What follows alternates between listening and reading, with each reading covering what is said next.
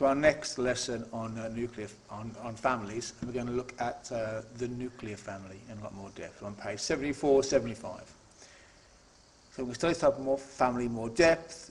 I say its function, look at functionalists here, and how it is changing. Instrumental expressive, explain that in a minute. Serial packet, like in, cornflakes. Geographic mobility means you can move around the country easily. Status, jealousy, conflict, conjugal bonds, when men and women love each other in a family, conjugal bond, media, stereotype. Right. So, for lots of people in our culture, even today, the nuclear family is portrayed as the ideal. Yeah. It's the way the mass media pushed it. This is what a family looked like. If you want to have a shorthand version of our family, you have this picture here. That's our family. The nuclear family is still pushed as the ideal, meaning the best type. Not the only type, but certainly the best type. So where does this idea come from? Yeah. Functionalists have a lot to say on this subject. Yeah, the functionalist sociologists think life's a perfect machine, and they say the family exists because it is the perfect system. Yeah? It's the perfect system. Right? It says things like this.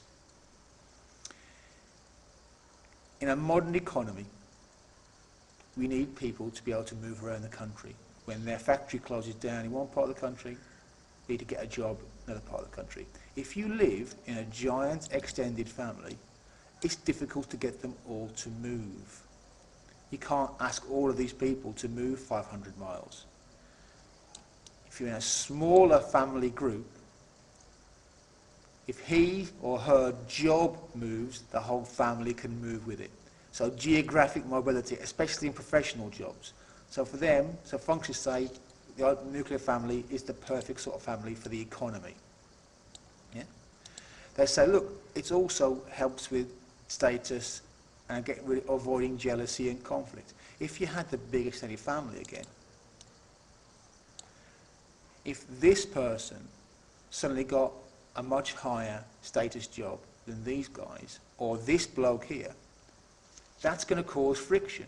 If he's head of the family, but he earns more money than him as a high status job, if he's a bricklayer and he's a doctor, that's going to cause tension, that's going to cause jealousy and conflict. If you split families up into smaller units, you have less potential for jealousy and conflict. No one's status gets trod on.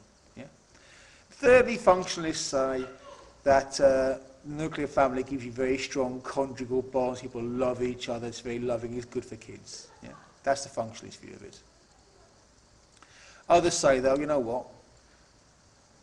It's advertisers who love nuclear families, and they use it to sell things. Family cars, family cereal packet. That's why it's called the cereal packet family. It's an advertiser's fantasy. And it simply, the advertising reinforces the culture. That makes us think that's the perfect sort of family. We think that's the perfect sort of family because we've seen it so often on adverts.